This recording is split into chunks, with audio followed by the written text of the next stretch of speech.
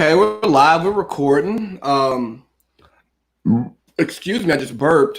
Back-to-back days on the pod. I haven't done that in forever. Haven't done that in a long time. But hey, it's the big motherfucking baby, and I have a special guest here with me.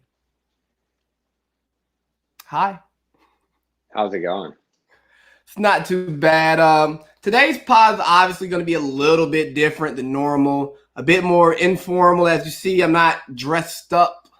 I got on a jersey, Hillman College, not a real HBCU, a fake HBCU, but it was an inspiration from the great show, A Different World. And anytime I have the opportunity to put some black excellence on the screen, that's my new thing. But welcome back to the pod, man. I mean, we talk every day, so I feel like it's just going to be a continuance of a conversation. Probably, yeah. But it's been a while since we've done this. A year almost. It was Probably June sometime this month. It was June of 19 when we did that. I don't remember the date, and I don't feel like looking it up.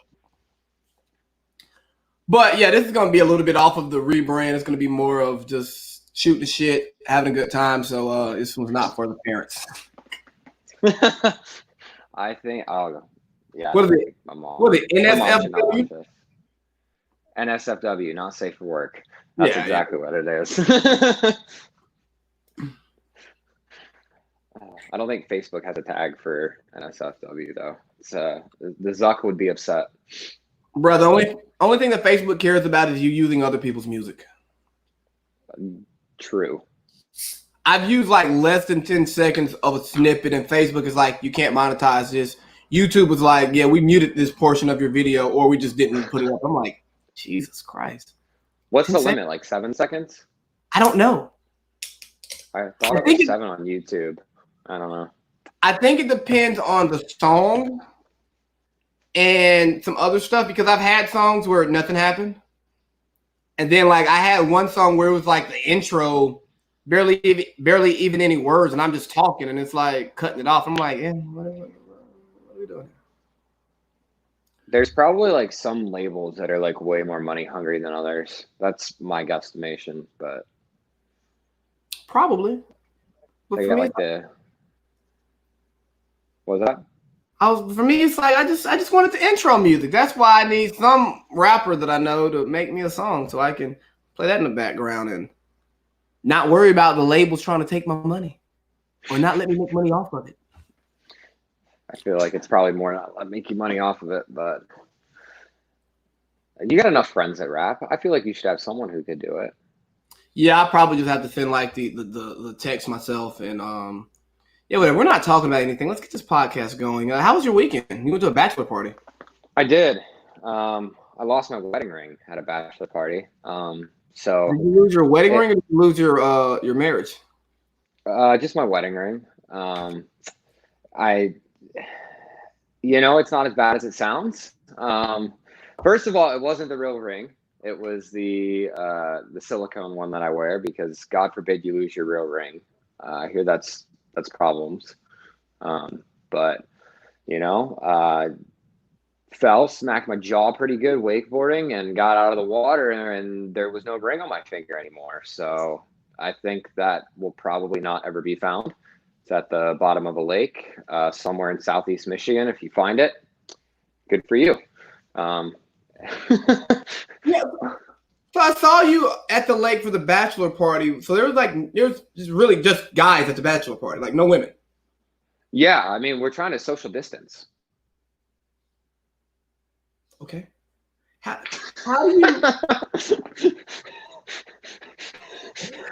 do you bachelor party with no women? Like I'm currently planning a bachelor party, and I've been pushing it back because I'm waiting for the world to open up and Atlanta to be Atlanta, which something else happened, so it's going to not be Atlanta for at least another week. Right. So we can be around. The problem is that the wedding is still happening in less than a month. Oh.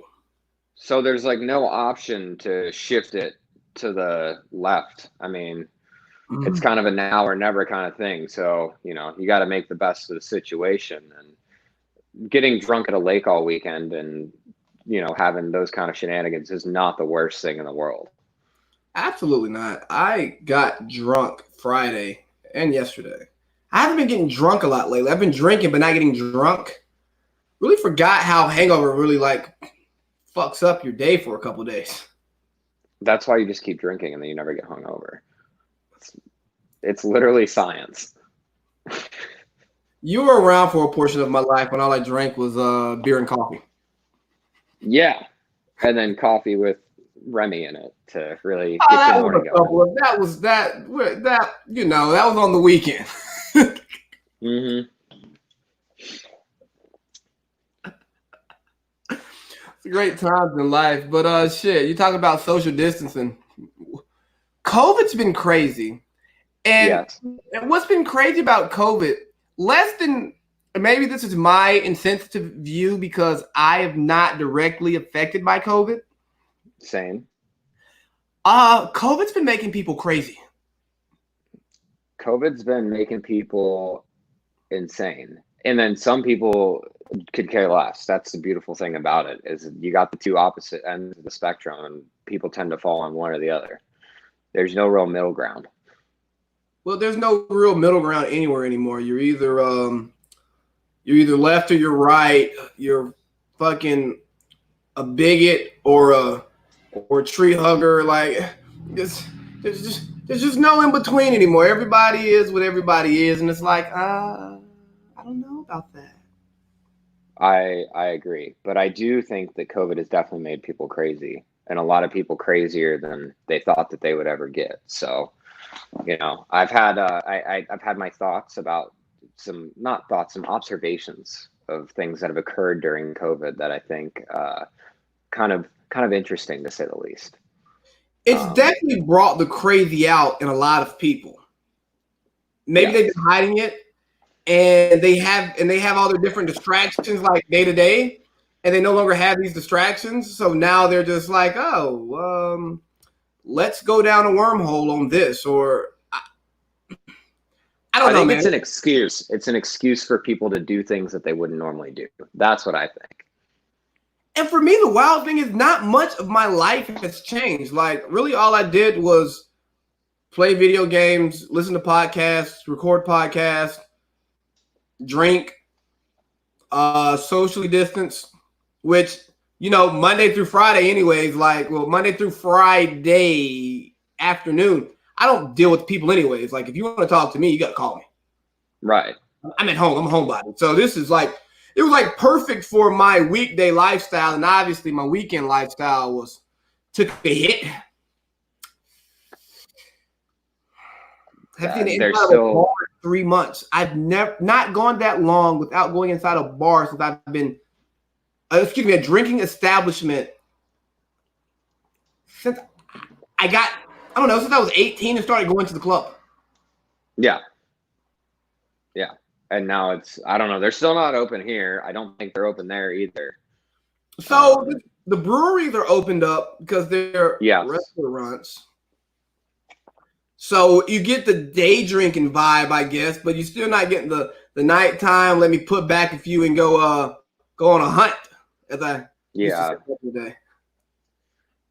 I don't know. There's some places it is open. I know I saw some Instagram videos of like the Lake of the Ozarks. I don't know if you're familiar. It's in Missouri. Absolutely. I have a friend who was on the Lake of the Ozarks today.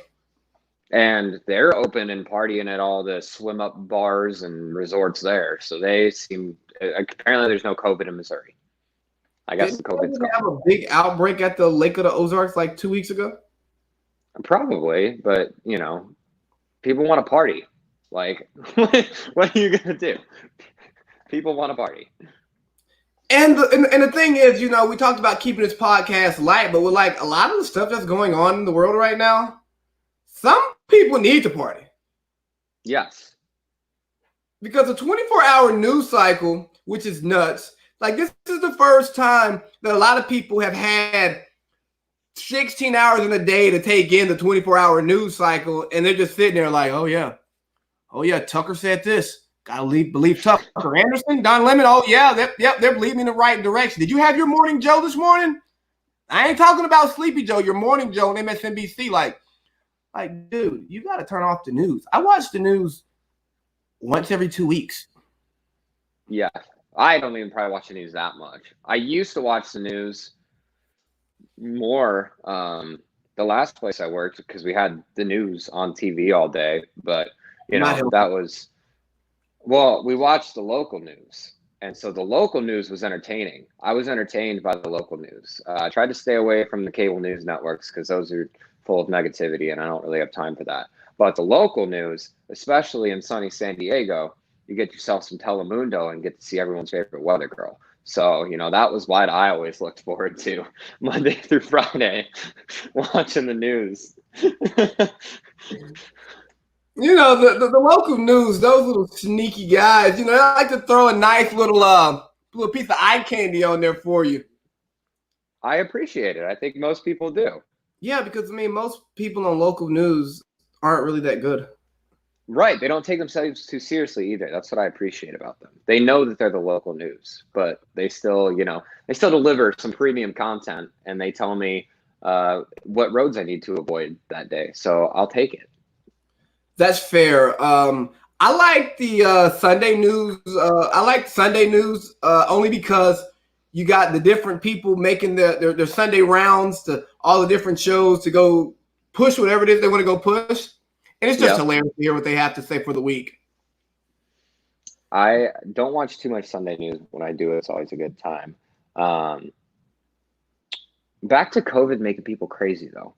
I have my observations, okay? Okay. And like I said, I think that people have always been crazy, but they've been hiding it or they've had time. You know, they're too busy. So I feel like it's allowed people to express their true selves, if you will. And I've got there's 3 or 4 things that I've noticed, and I'll you know, bring it out. I want the response from you. Okay, let's hear it. First of all, functioning alcoholism, or maybe not functioning alcoholism. So that's the first one. The second one, this rise of this thing called OnlyFans. I don't know if you're familiar with it, but I've seen a steep incline and random people jumping on this platform and doing their thing. So we could get into that. And then the last one is the excuse for people to not work out and get the summer bod because summer 2020 is canceled. Those are my three things that I've noticed. I think people take advantage of the COVID quarantine and those have materialized. So functional alcoholism.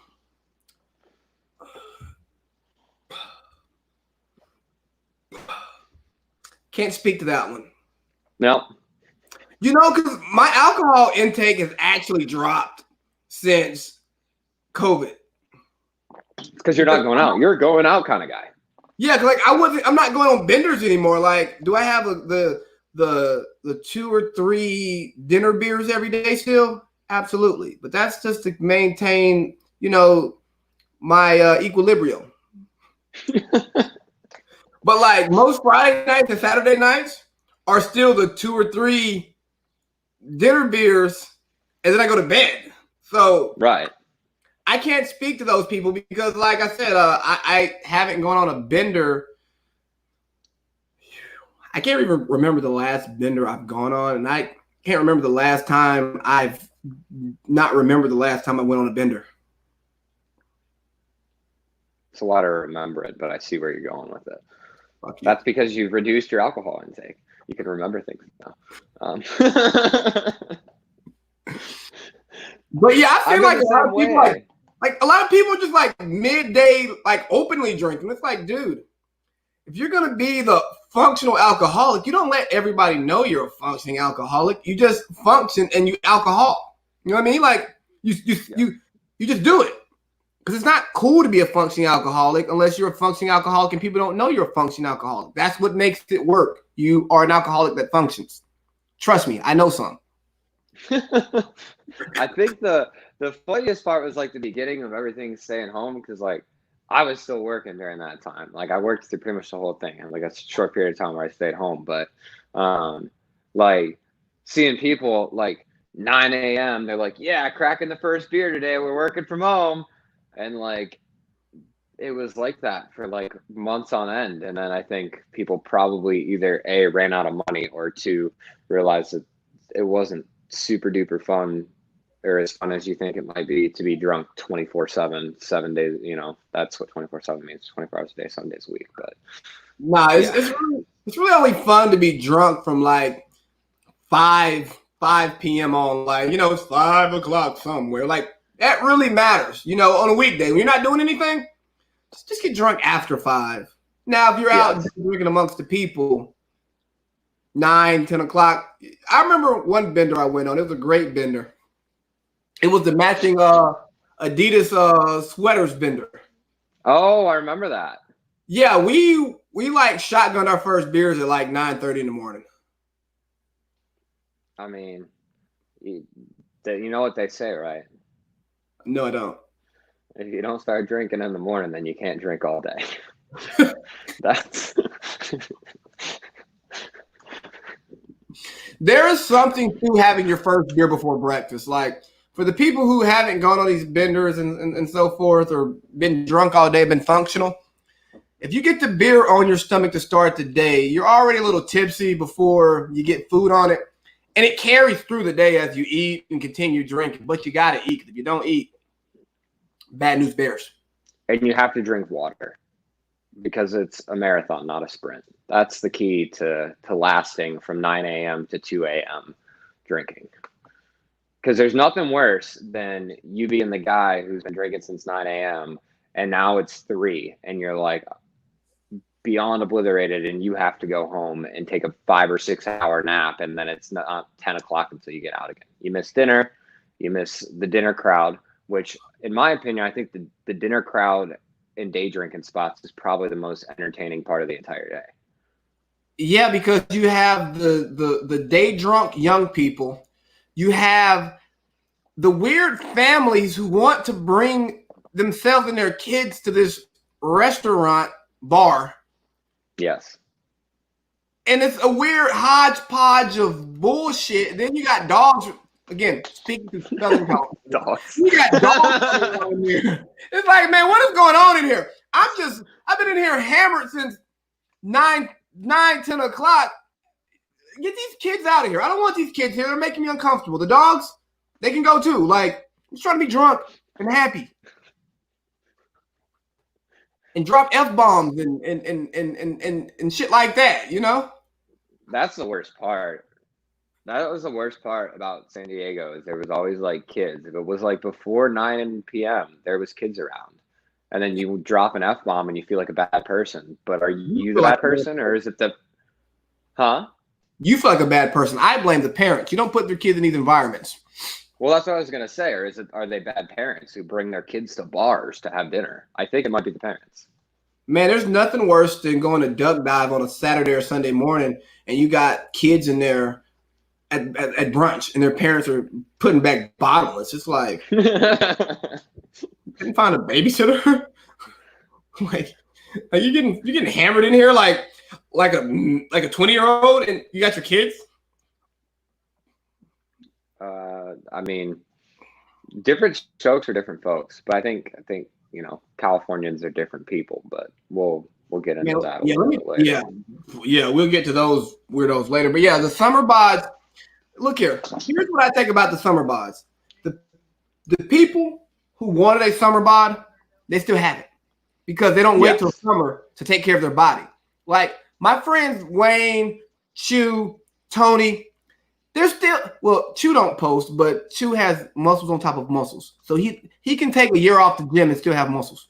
But right, Wayne and Tony, damn near every day I get on Instagram, I'm seeing pull-ups, push-ups, bench press, abs. I'm like, yeah, y'all work out for me. I actually lost my beer belly over this whole quarantine COVID thing. That's good.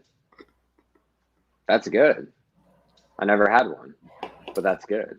Yeah, because you barely hit puberty because you're a damn child. That's Not true. yeah, it's accurate. I mean, it's sort of true. Not really true. I don't know. No beer belly for me though. I don't know. Something about it. I got this metabolism that helps me out. Lucky you. I was about to tell you about this. I got to tell you about this emoji and one of my friends' Instagram names, but I can't say it because this particular person listens to the podcast. Ah, very well. So to keep myself out of trouble. But I think the craziest thing that COVID actually fucked up though was like people's family life. Yes. That I mean, are we talking about like are we trying to get dark here? Or are we trying to get like light with just people's family life? No, we're gonna get dark. We're gonna get dark. Yeah, like the people who are so busy that they don't realize they don't love their spouse or their kids, and now they're stuck in the house with them for 24 hours. Those people. I feel like DV is through the roof.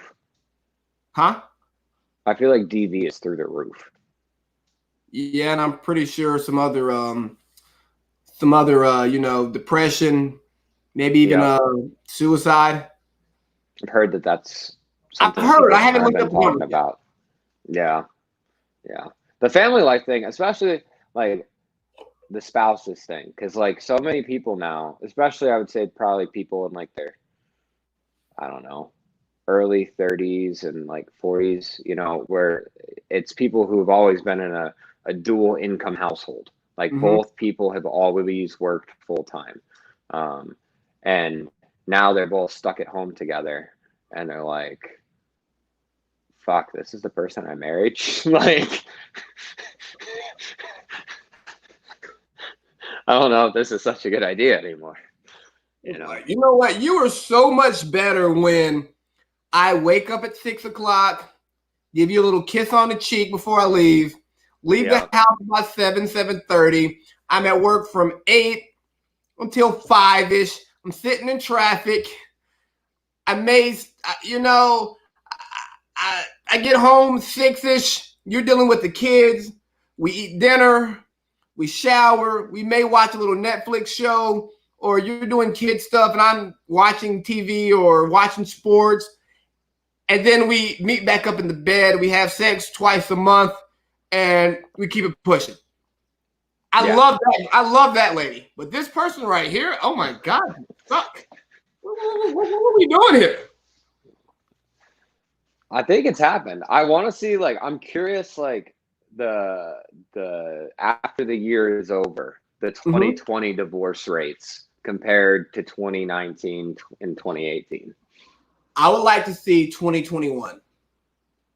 Because that gives you enough time to process paperwork and you know. But I think it's going to be crazy because I think so. We talked about how COVID made people crazy. I really think COVID just brought out everybody's true colors. Yes. Because you almost went crazy in your damn house by yourself or with the people that you thought you loved, but you really don't like them because, spending a lot of time with a person makes you crazy.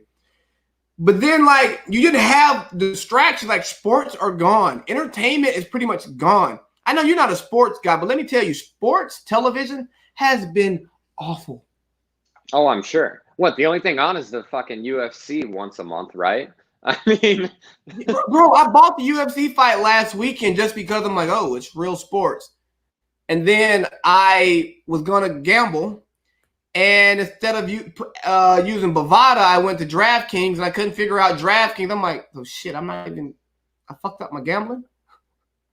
So, fucking, have you heard about this shit? There's people that are craving sports gambling so much that there is like those online betting websites that are literally using the newest Madden to simulate games, and people are betting money on it.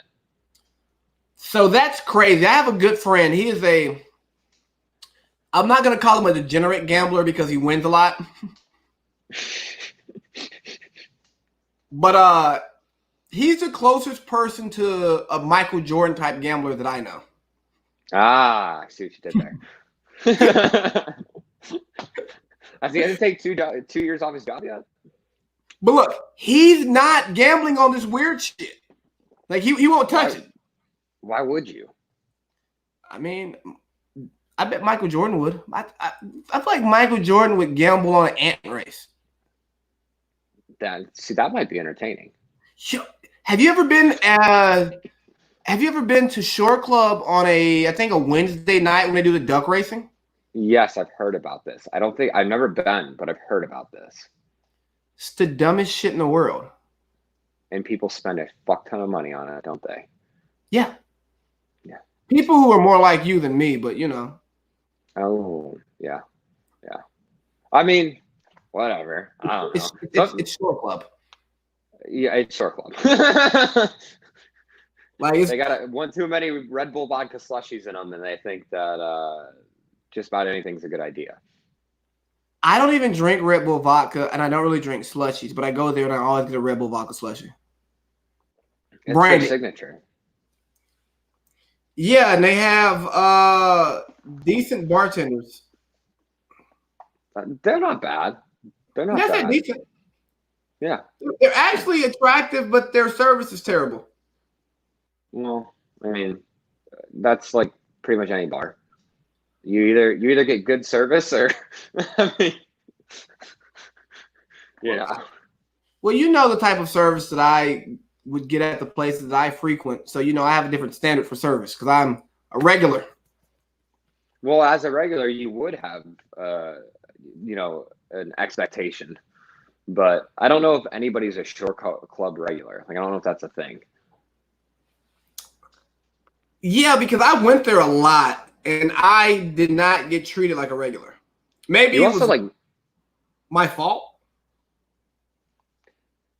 I feel like there was never the same people working there, though. Like, I feel like there was never the same person in the same place. Because they have, like, the 3 or 4 different bars. And I feel like every time I went there was someone else at the bar that you would go to. Shore Club's really overrated. That's a hot take. Really, like, and I know there's hardly anybody who's gonna listen to this who cares about a Pacific Beach deep dive on bars. Let me tell you, Shore Club is overrated. The food sucks. Never even tried it. Well, yeah, because you haven't spent a 6-hour stint in there like I have. But I feel like if there was like, of all the bars in PB for me to pick somewhere to sit down and eat, Shore Club's probably the last on my list. Like I would consider Pacers before Shore Club to eat. I've eaten there too, and their food is not good. But again, I've also sat in Pacers for like 6 hours before too. Listen, it's a nice place to spend some time.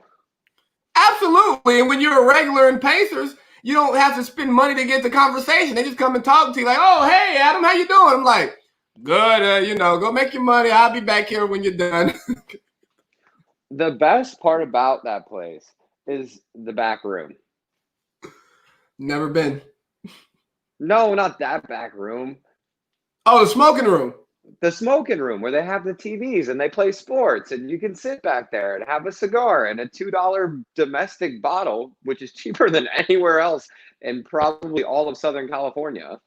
And so that's one thing that people didn't understand about my affinity with Pacers. I'm getting good quality beer prices.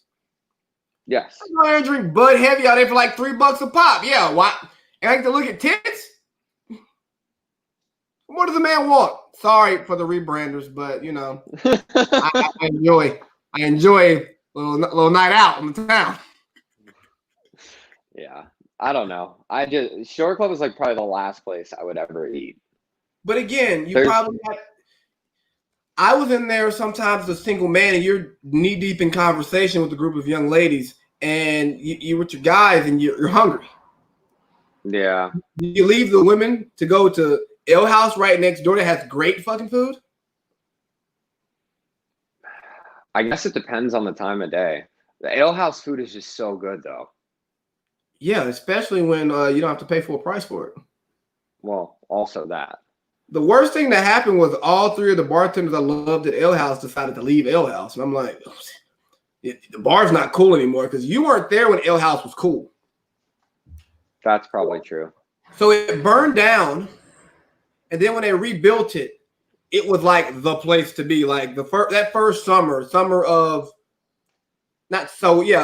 fall of 2015, it was like a line every Friday, Saturday night. Like you couldn't get upstairs. It was fun.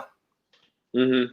And then I'm in there getting discounted and first discounted, then free stuff. And it's like, oh yeah, this is my spot. Even when the spot's not good, I'm gonna come in here. I'm gonna get hammered. Then go elsewhere to have fun. I feel like that's the funniest thing, and this might be a Pacific Beach thing in particular, but like anytime a new bar opens, that's the hot fucking place to be. And then it stays that way until something else opens. Yeah, it's really weird because Like, I watched so many bars go up and down. Like I watched Ale House be dope. Water Bar, it was dope for a little while. Then I left. So I don't know if it kept its momentum. It didn't. I remember when like Backyard would have a line like out of the door. What's up, Janice? I remember a funny Janice story that I can't tell. We took the home that morning.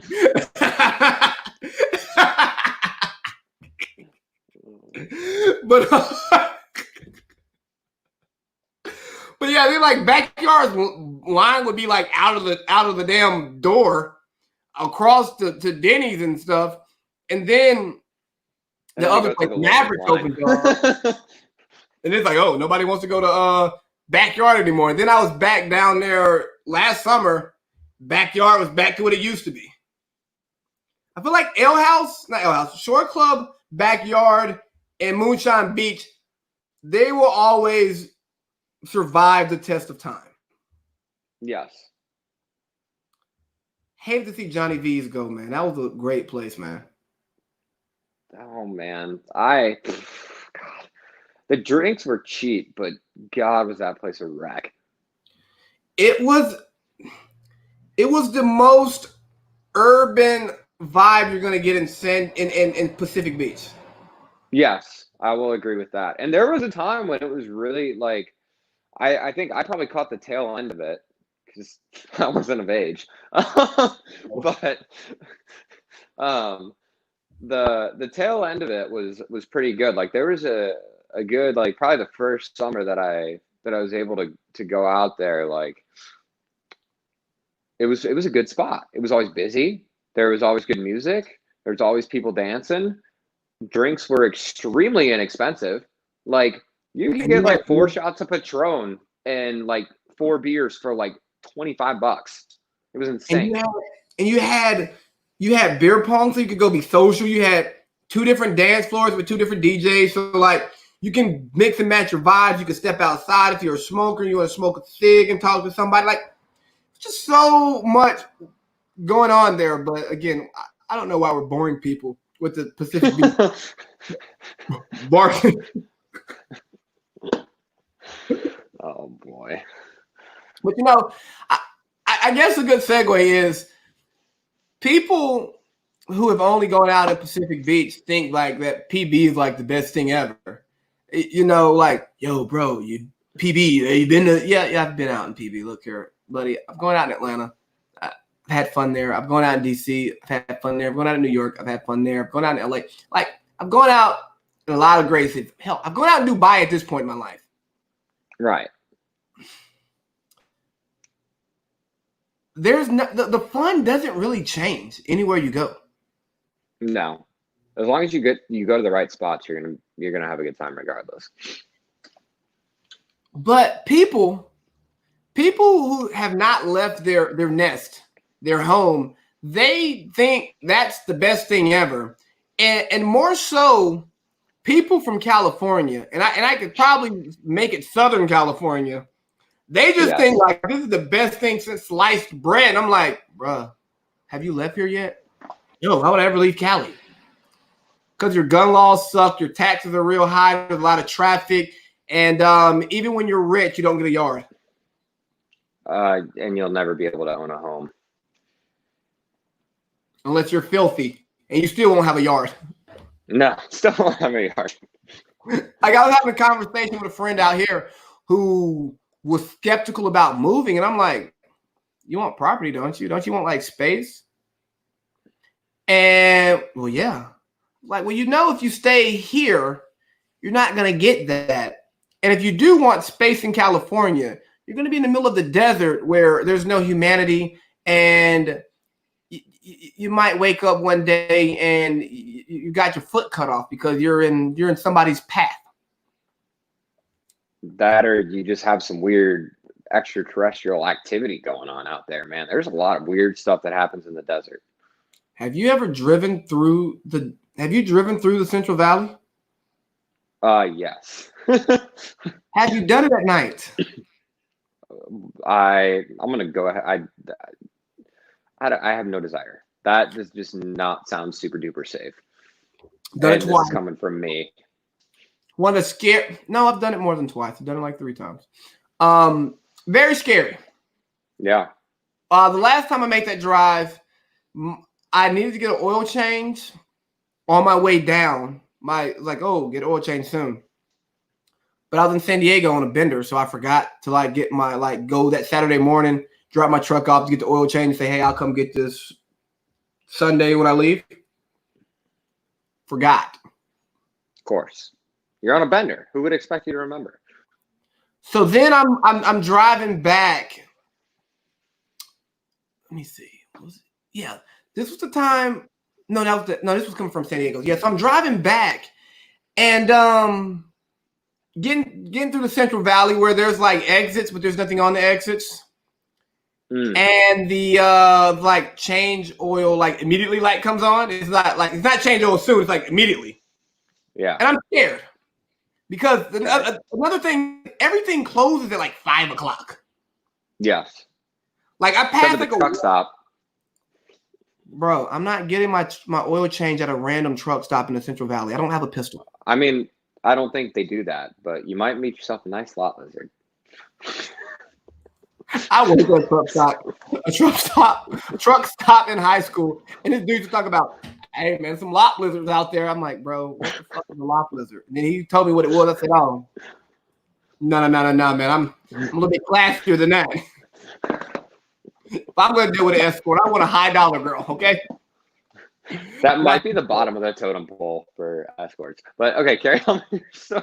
But bro, when I tell you, I'm driving through Central Valley at night, and I'm supposed to get back here to Monterey at midnight, and I'm afraid that I'm gonna have an oil problem.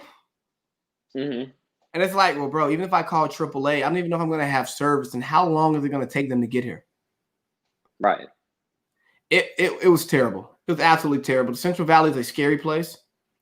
I almost ran out of gas one trip because, I like to push the limits. And I was about to get gas. You see that 10 miles to empty, and you're like, I got at least 15 left. No. Once it gets to 50, I'm like, okay, let's start looking for gas. But then when you're driving through the Central Valley, it's ooh, I might have to go 35 to get the gas I'm comfortable getting. I remember pulling to a gas station, and there's one person there, and it's 5 in the morning. I'm like, no, we're gonna push.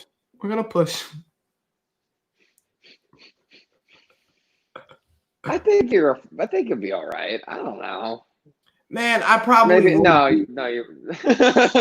But I'm not the person who's big on having weapons all the time. But when you don't have one, and you're isolated in the desert, and you just start seeing these little different things, it's these little bells I used to see it's at different ranches, and I go, that has to be some cartel something. There's no reason why I see this stuff right outside of LA, and as far as north, right outside of Monterey, I passed a Klan ranch one time too. You talk about ooh. Yeah. I think that's the thing about the Central Valley though, is nobody is safe. It No, doesn't matter what color your skin is there. You are not safe. no, because you're in the Like, middle of cartel and clan land. Are you serious? Like, we got meth, weed, coke, crack, like you name the drugs running through here, it's there. yeah. Bro, how do we get on a deep dive about the Central Valley? We were talking about how great people from California think California is, and then we're talking about land in the Central Valley. That's how we got, because you can't have a backyard. That's what it is. Or a front yard. Or a front yard.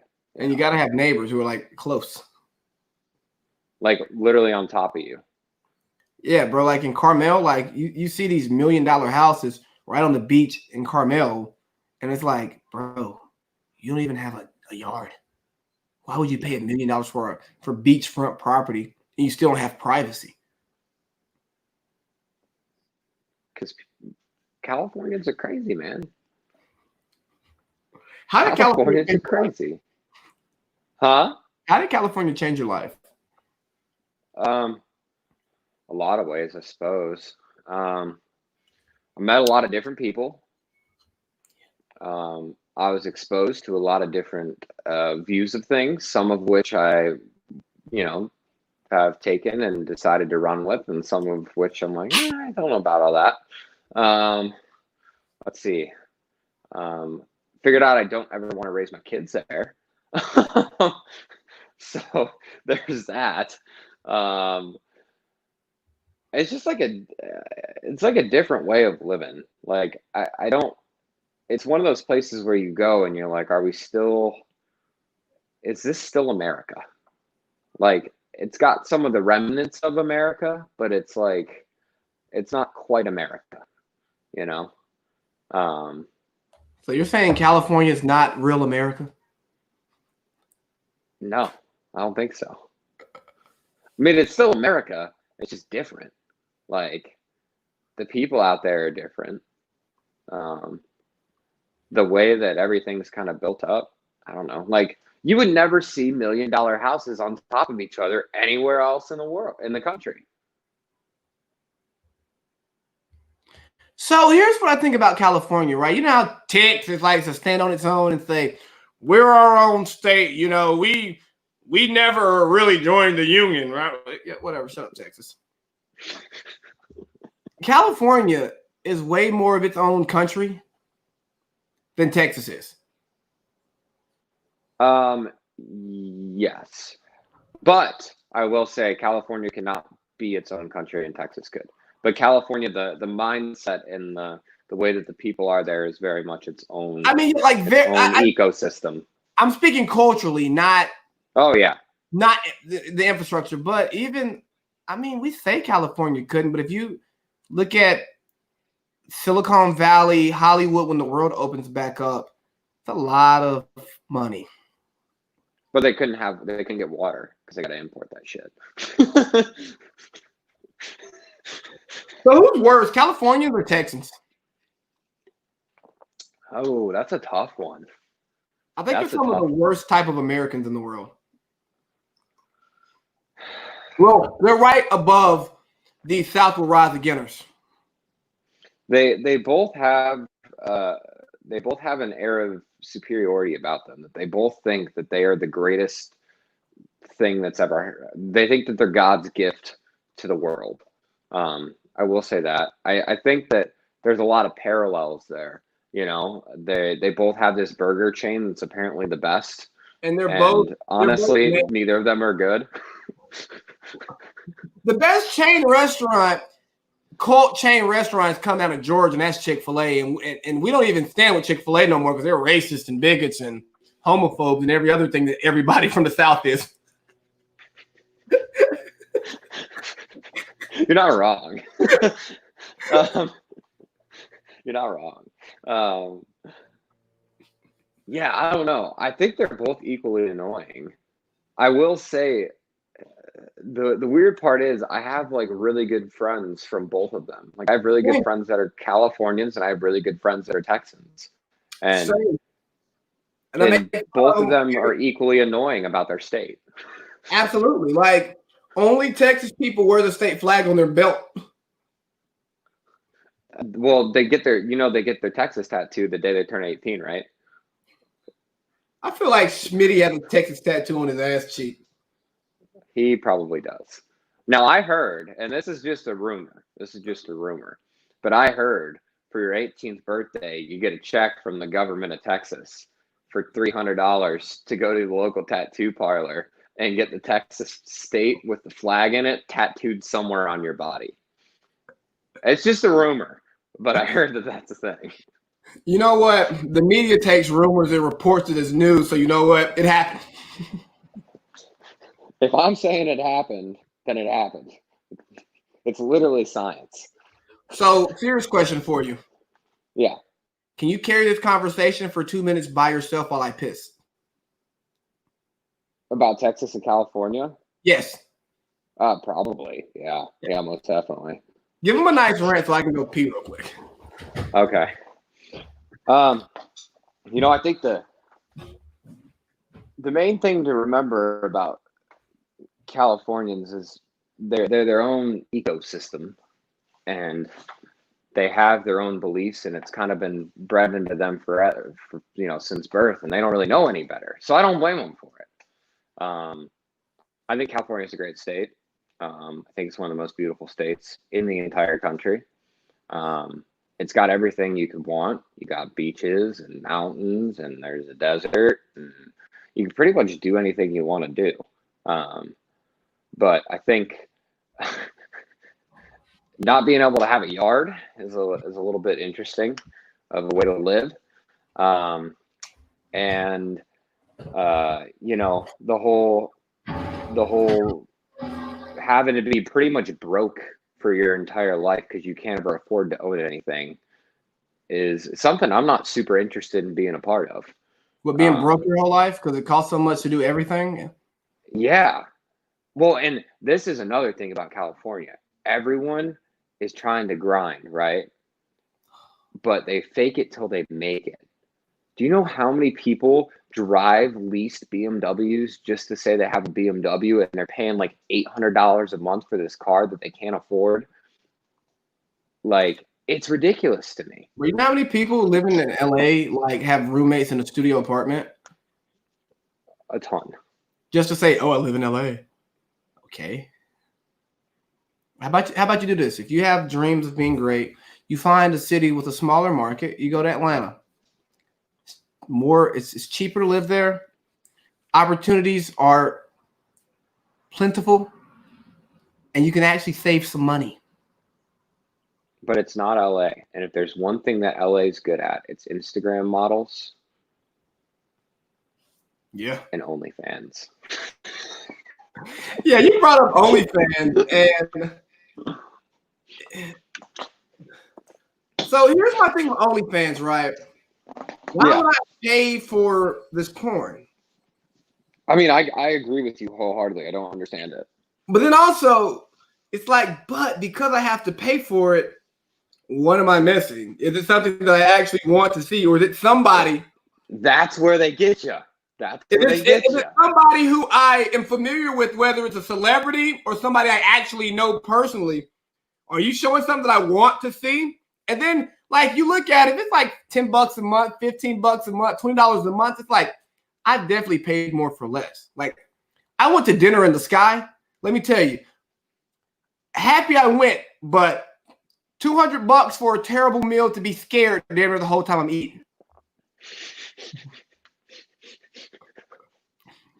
So $20 for 1 month to see a new woman who I may not have seen before. It's not the worst thing in the world. But again, the hub has everything you need, and OnlyFans has been leaked a couple times. Like I got a Dropbox link to OnlyFans. I'm not surprised. But see, that's where they get you though, because they're like, oh, it's only $10 a month. Wow, I might want to see this. And then next thing you know, boom, you do that once, and then maybe you keep it for a month or two, and then you cancel it and move on to the next one. But I think, and this is my prediction, the whole thing's going to get saturated. And then it's going to crash and burn, and nobody's going to make money anymore and whatever, Probably. I've heard some people talk about entertainers using OnlyFans as a means to provide direct to consumer content that the industry won't get in the way of, so they can actually like make more money off of it. I could see that being a thing. I think the best way to do it, which would require a lot more investment in back end and stuff like that, would be for a group of people that all have the same mindset, direction, goal, blah, blah, blah, to get together and create a subscription based platform to where they can share whatever content they're creating. But that obviously takes money but from what I understand from all these subscription services, whether it be that or Patreon or whatever, is they take a decent amount of like money from you, and then you still are like in I-99, so you're still an independent contractor, and you still got to pay like 25% taxes on top of whatever it is you're making. So I don't know. Because you know, as a podcaster, I've thought about different ways to try to monetize the podcast, and it's like, well, I don't want to pay somebody so that I can get paid. Like, no, I want my money because you're not doing anything for me. Right. Like, you have nothing to do with my content. Like, and I was having a conversation with some friends. One of the reasons why I haven't looked into getting ads, it's like, I don't want you to try to tell me, oh, well, you know, if we're gonna have this ad, we want you to represent, talk about this stuff. No. I want my independence. That's why you just got to get big enough that you can say whatever you want. And then you can be like a certain podcaster who says, thank you to the motherfucking Cash App. And he's allowed to say that, and they pay him a lot of money to say that. Well, you know what? And that's the goal.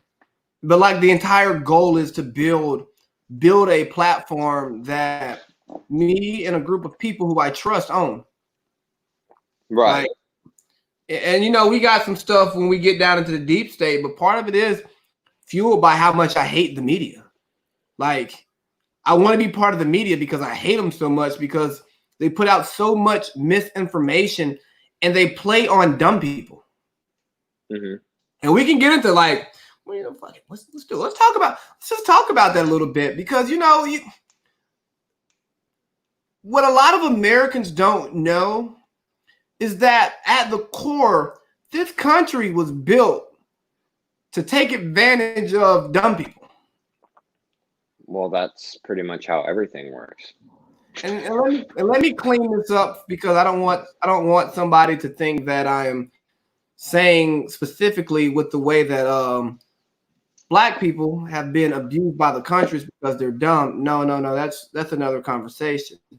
But the way that you get into like the electoral college, like the reason why there's an electoral college is because like, hey, we don't think you're smart enough to vote for the right person.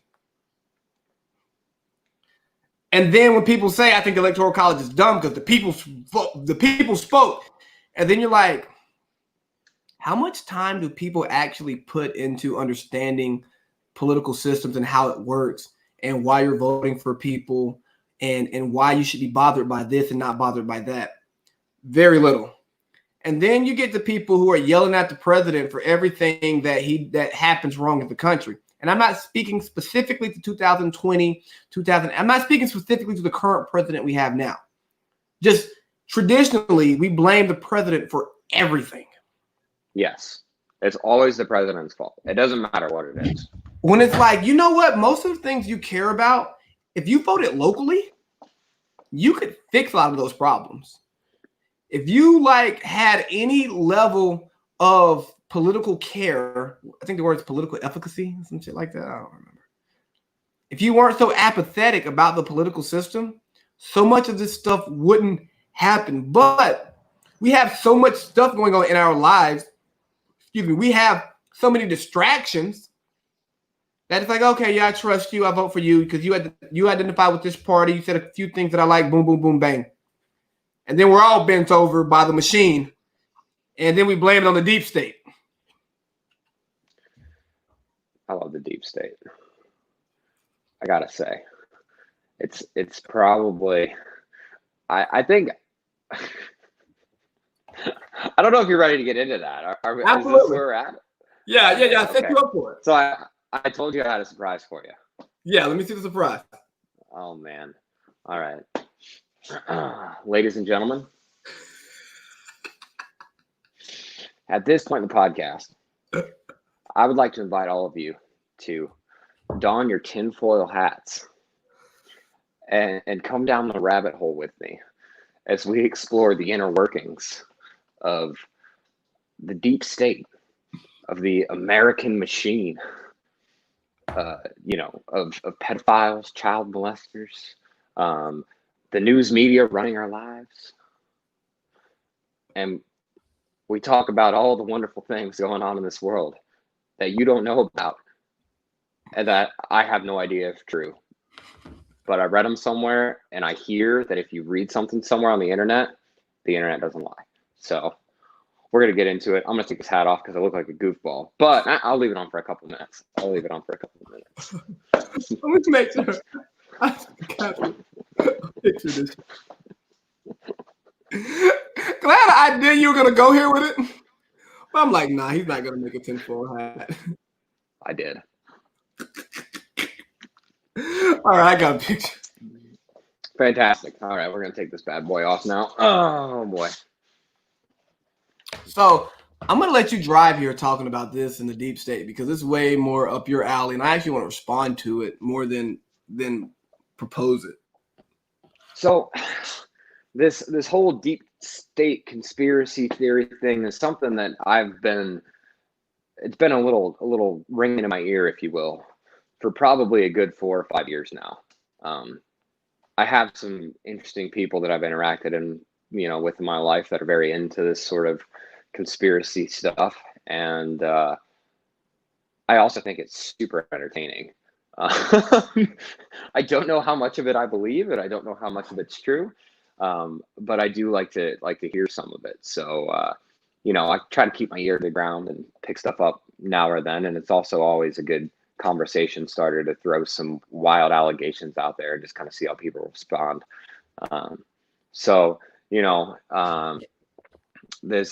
I guess my first real interaction with the deep state probably would go back I've heard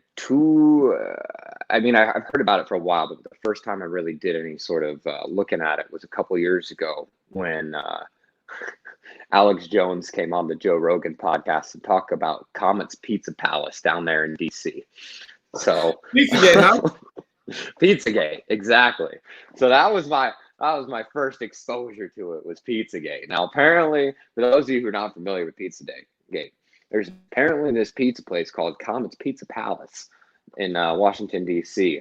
And in the basement of this Pizza Palace, which is run by some guy who's married or dating another guy who was in the Clinton world or something like that. I'm not trying to get too specific because I don't know too much about it. But there was a basement sex dungeon for children in there. I got to put my hat on for this. I have to put this on so it's real. There was a basement sex dungeon in there.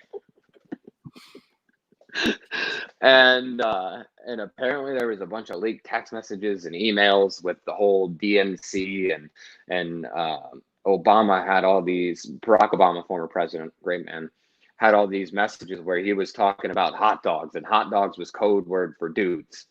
And he would say, I need 50 hot dogs at this party. And that meant he need 50 dudes at this party or something like that. I don't know. This is Alex Jones. You got to take everything this guy says with a grain of salt, because he said before he's a character. Anyways, so that goes on. And a bunch of people that are into this InfoWars stuff all think that Alex Jones speaks the truth and nothing but the truth, which is insane. But, that's what they think. So then take it back like a year ago when this whole Epstein thing happens. Everybody's like, this is Pizzagate. This is it. This is what Alex Jones was talking about. I don't know, man. All I do know is that Epstein didn't kill himself.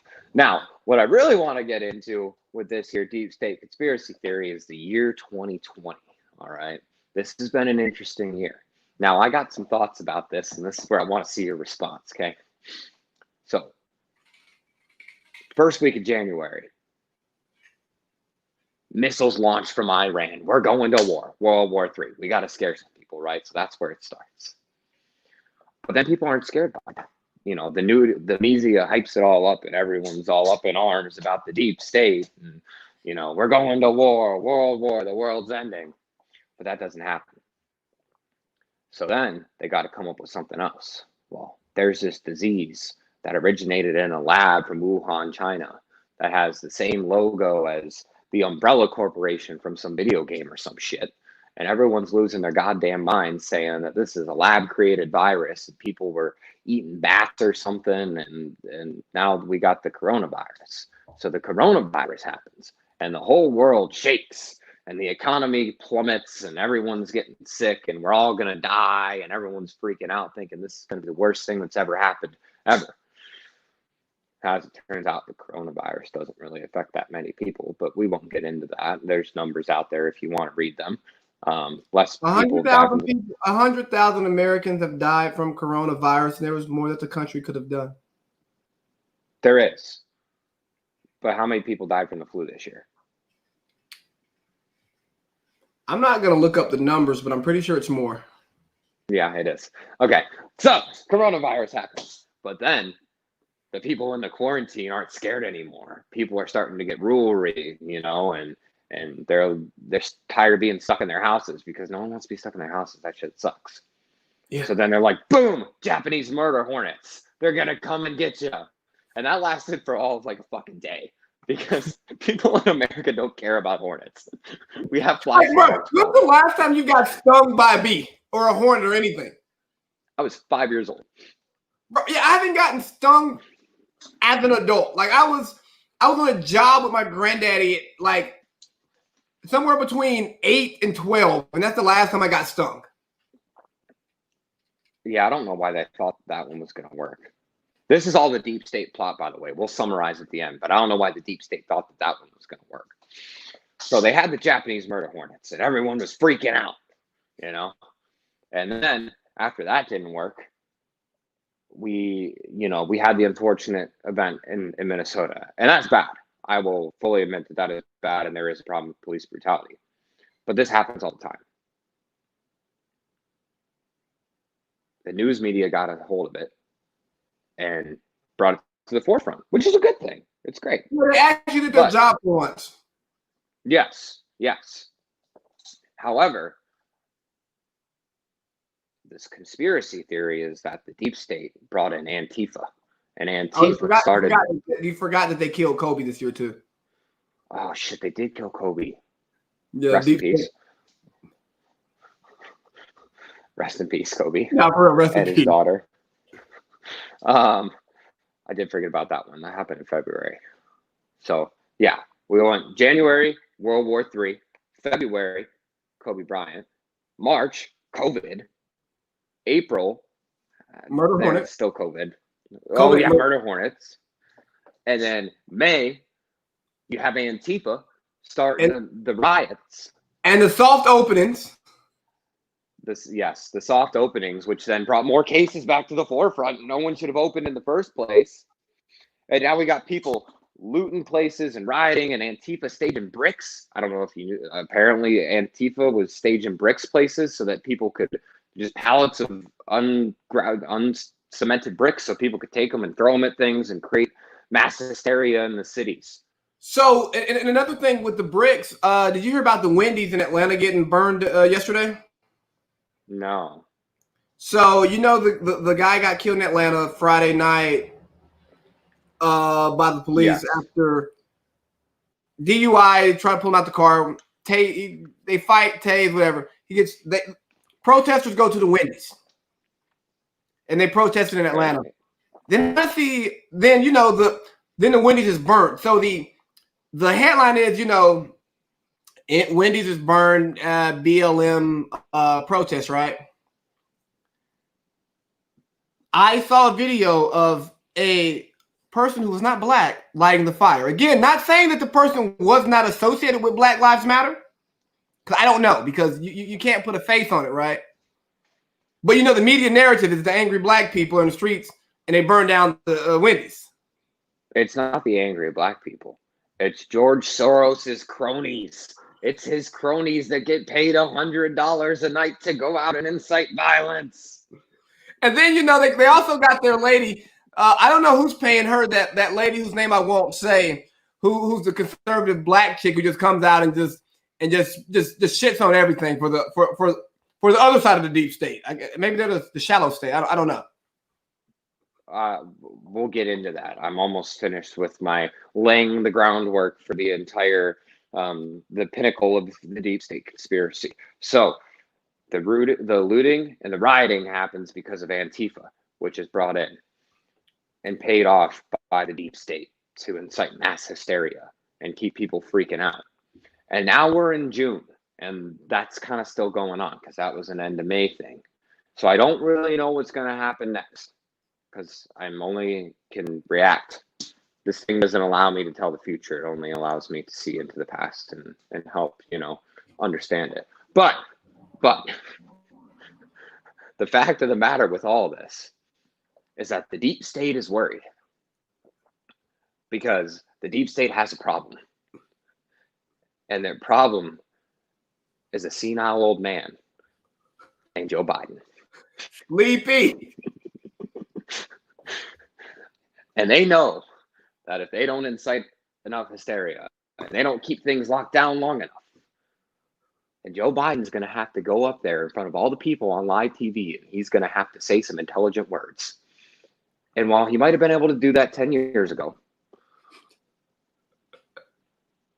have you ever seen this? If you've ever seen the movie Weekend at Bernie's, I think that this is about where we're at with Joe Biden right now, unfortunately.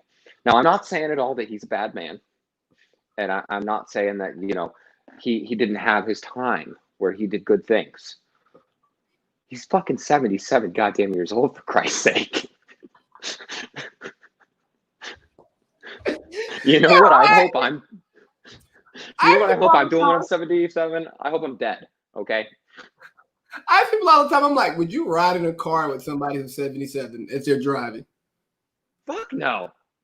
So why do you want somebody that damn old? And again, not just him. Like this is anybody. This is politics. Like, why do you want these people making the decisions that impact your life? He probably can't even remember where his toothbrush is, and he probably just needs to retire peacefully in whatever humble abode he has and enjoy the rest of his life with his wonderful wife whose fingers he likes to nibble on at rallies. That's all I'll say about that. I think it was Charlemagne the God or Andrew Schultz. One of them said, like, he probably forgot that he's racist. Yeah, no, definitely. He probably. I mean, we shouldn't be laughing. Like, this guy probably is actually has some mental issues. He needs to be in a hospital. But he could be our president in November. I mean, in January. And he may not be the worst option, which is the worst part. I seen this thing the other day, right? We'll get into the deep state in a second. But first of all, I don't know who the deep state is. I don't think anybody knows who the deep state is. You got this group of people called the QAnon, and they think that Trump is here to save them. Okay? I don't know. He's supposed to save us from the deep state because he's not a part of your typical political fiber, but he's a billionaire. So, that's a whole nother. Doesn't matter. He's not a part of it. Doesn't matter. He's not a part of it. That's what the people will tell you. I don't know anything. But what I do know is I don't know how to get into the deep state. And I don't know who's in the deep state. But I know that they're controlling all the craziness happening in 2020. And when 2020 is over and the election's over, come November, doesn't matter who's elected. All this is going to go away. Science. That's my conspiracy theory segment. Feel free to respond, ask questions, and put my regular hat back on now. That was a lot of bullshit I just talked, and I don't know if I'm okay with that. So the funny thing about the deep state is I do think there are powers. I did a podcast with a guy from the alt-right. The alt-right is giving up on Trump. He's not right enough. God forbid he doesn't want to outlaw gay marriage. Whatever. Somebody sent me something where like one state is like using all of this stuff to like roll back some gay rights, and I was like, all right, that sucks. I think they're talking about Tennessee. Well, So the Tennessee thing. This is interesting. I don't want to get too political, but I will mention this because I read about it. Tennessee. Oh God. There's they signed a law that says that faith-based adoption organizations have the right to refusal to same-sex people to allow them to adopt people from their faith-based adoption groups. That's what the thing is.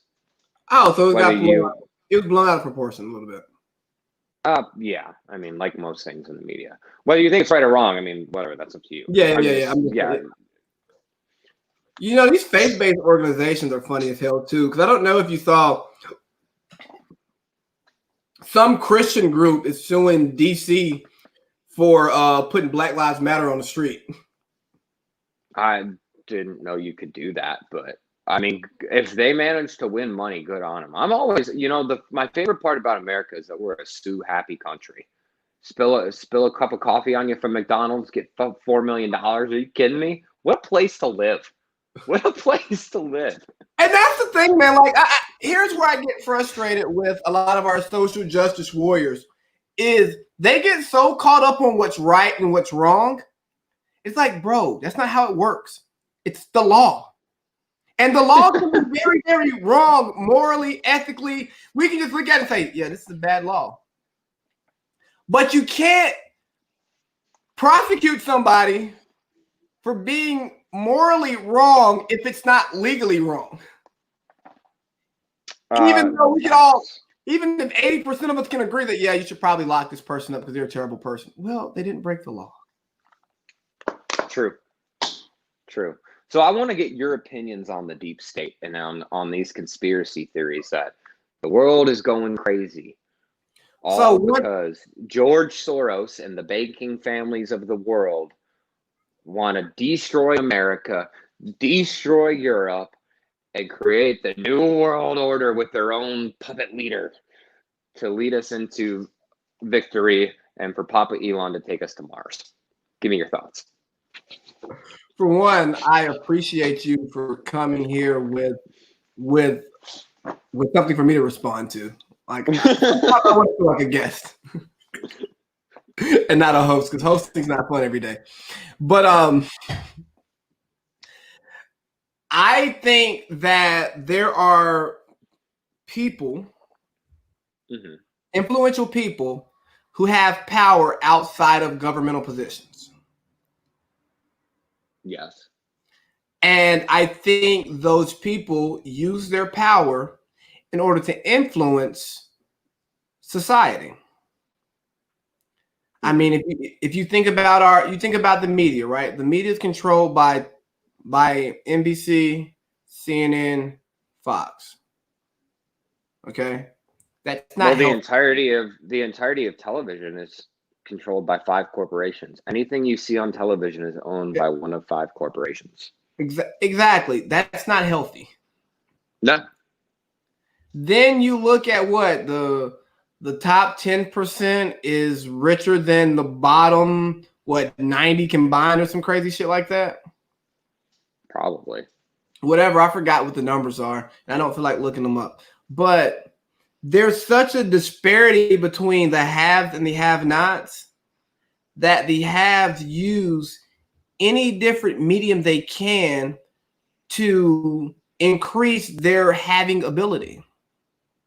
So some of this wild stuff that these deep state people talk about, like that video I sent you this morning, I hope you didn't watch it. I didn't. Good. You're a better person because of it.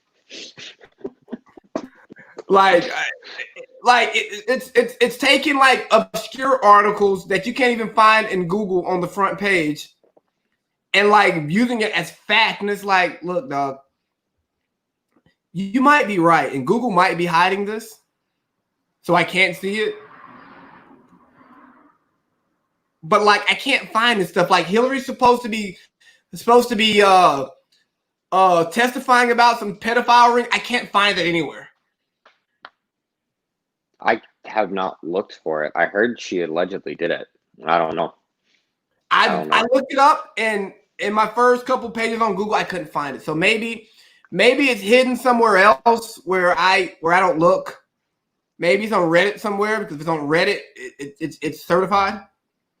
Reddit's controlled by the people now too. You can't even see good stuff on Reddit anymore. So yeah, I don't know where these people find this information, and like then these people are getting banned from YouTube. Now these people who speak out against the deep state, who get their videos taken off YouTube, that scares me and makes me believe there is something going on, because it's like, why are you shutting these people up? Like, I enjoy watching some of this stuff and say, oh wow, you're stupid. I just wasted 30 minutes listening to you say a bunch of stupidity. So the word on the street, and this is slightly serious, is apparently the fall of all great empires has been when they decide that they don't need the banks anymore. And that there is like 6 or 7 banking families that have controlled the entirety of the economy in the world for generations upon generations. And those are the people that are the deep state. Now, I don't know too much about it, but that's what I hear. Yeah, Andrew Schultz was talking about that on Rogan's podcast this past week, about like how anybody who really starts speaking out against the banks end up dying. Yeah. Except for Andrew Jackson, he still got the $20 bill, bastard. I mean, good for him, man. You know how cool it would be to be on your own dollar bill? Yeah, that actually would be kind of cool. But so I don't know how I feel. I just feel like the people who are trying to deliver the deep state message, because the crazy thing is, you get it from the far left and the far right, and they're all saying the same, but they hate each other. Yes. It's like, you know what? Maybe it's not the deep state that's the problem. It's maybe that you two people who think the same stuff or saying the same stuff on different platforms don't listen to each other, and you can't actually like unite as a common people to push what you want. Because at the end of the day, a lot of the stuff I push to is just stupid people and political apathy. Like, if you don't know what's going on, you're not involved, then you can't participate responsibly. And then also, if you're dumb and you don't read and you just take everything that's given to you as truth and you don't question stuff, you end up finding yourself in a situation where you just trust people who you shouldn't trust. So do I think all of this stuff is a deep state conspiracy as it's presented? No. But do I believe that there are people who are manipulating society in order for their personal gain? Absolutely. Well, I think the worst part about the people that are into these conspiracies with the deep state and stuff is that they get so indoctrinated into it, and they just like can't ever shut up about it and have a normal conversation. That's the problem. That's the problem with, I think, anybody pushing any message. Most people don't want to have a conversation. They just want to sit there and they want to spit facts at you, and they want to get all up in your face, and they want to tell you their truth, whatever their truth may be. And the average person doesn't want that. They don't want to sit there and told that they're wrong and get talked at for 30 minutes to an hour at a time about how whatever they believe is wrong and this is the right way and this is what's really going on, because that turns people off. And that could be said for a lot of things. Yeah, so one of the comments is just always follow the money. Who does all of this benefit? And I think that's where I fall with a lot of this quote unquote deep state talk, right? Is everything is money driven. And when you have a billionaire who can convince blue collar America that he is their representative and he's going to look out for their best interest, and even when this person consistently makes decisions that hurt blue collar America and helps the upper echelon of the country, it's like, okay, you think it's the deep state, like you think this person is fighting the deep state, but this person is perpetuating the same stuff that you are so against. And I heard something the other day that said that it doesn't matter. It's two wings of the same bird. And that kind of resonated with me a little bit. I like that. Yeah. Two wings of the same bird. Yeah. And everybody else is just riding the fucking wave like, I don't like this bird. Like, I don't like this bird, but I don't want to get off of it.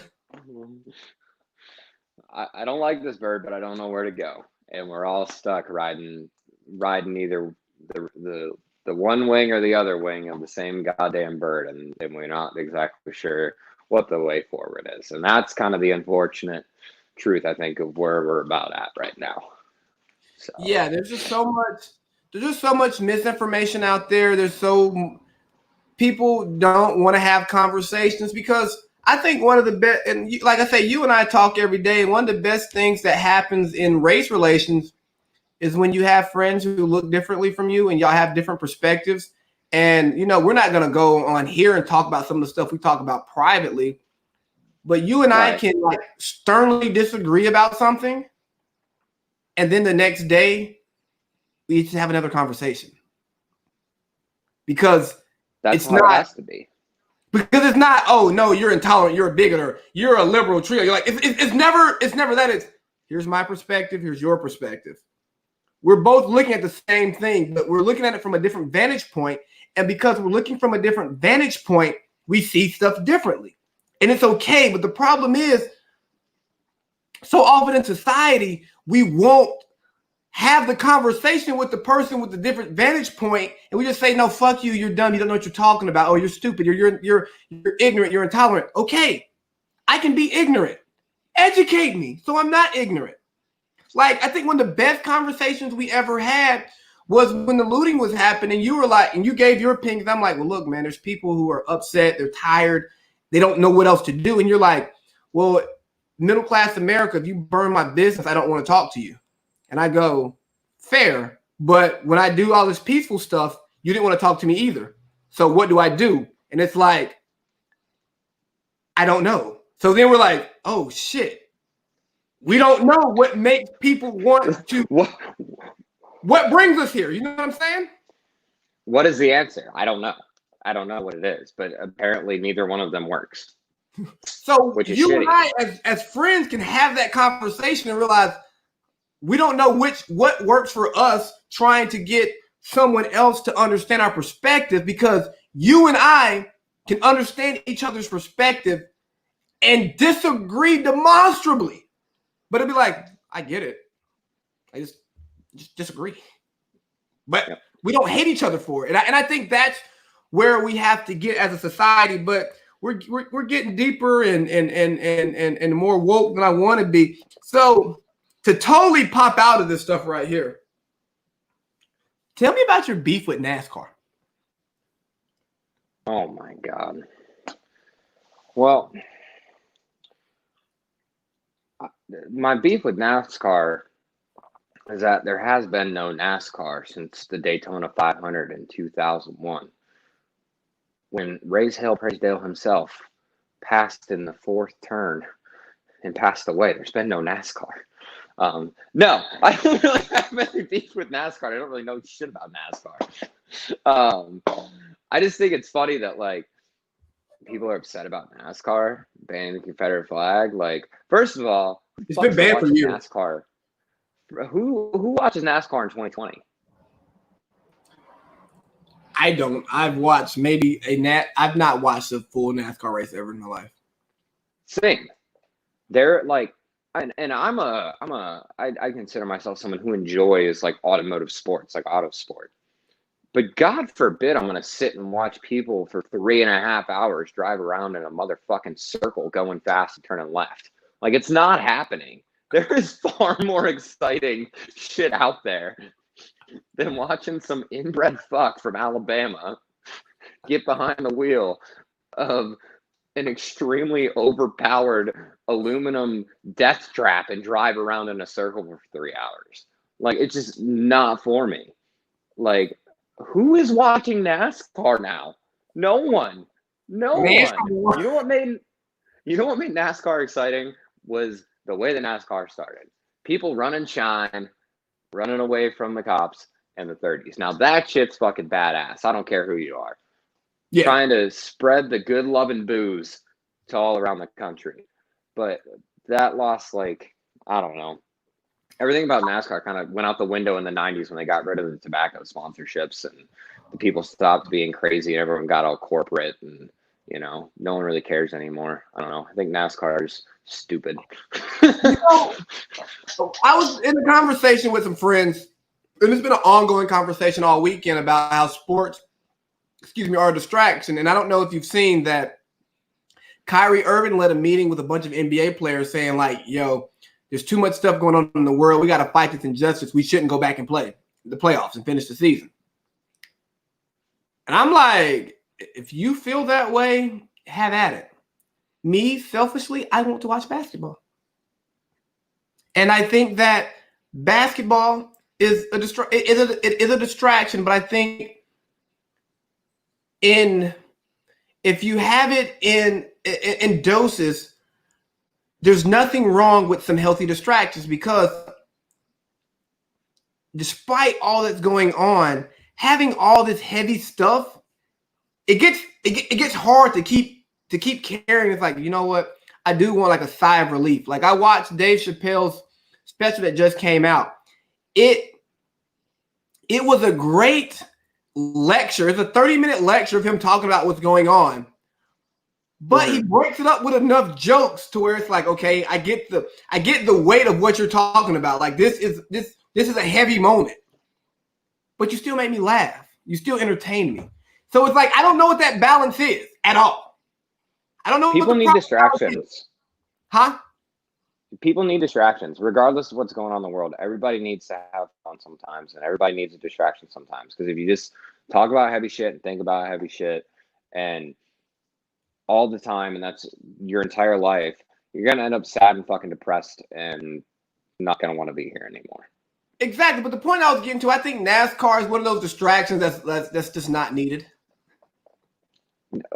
It's a terrible distraction. If like someone pollution. Well, yeah. I mean, like I said, I enjoy racing, just not NASCAR. Like, if you want to see someone who actually has some skill, go watch something like the Baja 1000.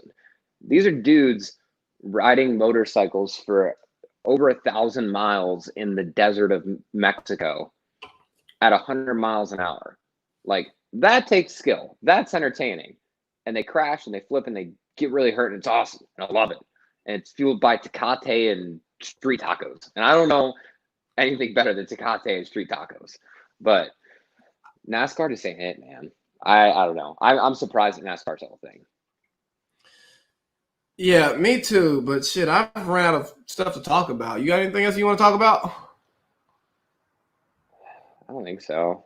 I think hopefully this was good. I broke out the tinfoil hat for a little bit. And oh yeah, that's going up on Instagram tomorrow. No, I'm just I enjoy doing this again. It's been a long time, so hopefully I didn't. I don't know. This is the first time we've done it live. I was telling you before. I'm like, I don't want to say anything too fucking stupid. This is the first time I've done this live. We haven't been able to cut it out. So yeah, no, this is great. It was fun because I mean, think about it. When we did the other pods, we never edited. We just talked. That's true. Thanks for coming on. I'll talk to you later, actually, because I talk to you all the fucking time. We'll keep this going. And what we're not going to do is we're not going to wait a year to pod again. No, definitely not. We'll hopefully do it within the next month or so and have some more interesting topics to talk about. We got to see what happens in June. I'm excited to see what the June deep state move is going to be. We'll go from there. But you know what? I don't know what it's going to be, but I see that more and more people are starting to acknowledge Juneteenth as a real holiday. And I think the deep state might be trying to make a play around Juneteenth that's going to be coming up this weekend. So we're going to see. Well, I'll be watching from my point of view, and I'm sure, from what I hear, you'll be balls deep, for a lack of better terms, in it. So I'm excited to see that, and hopefully it goes smoothly and it does what the holiday is really about, and it doesn't turn into some crazy shit that we don't want. Exactly. I know for mine, it's all going to be about education and education, liberation, and the way forward. So thanks for coming on. Don't hang up yet. Yeah, podcast came out yesterday. I got that one up. Got this one to be up soon. Got new work coming soon. I got my boy Rashad coming on. We're going to talk. We're going to chop it up about Juneteenth.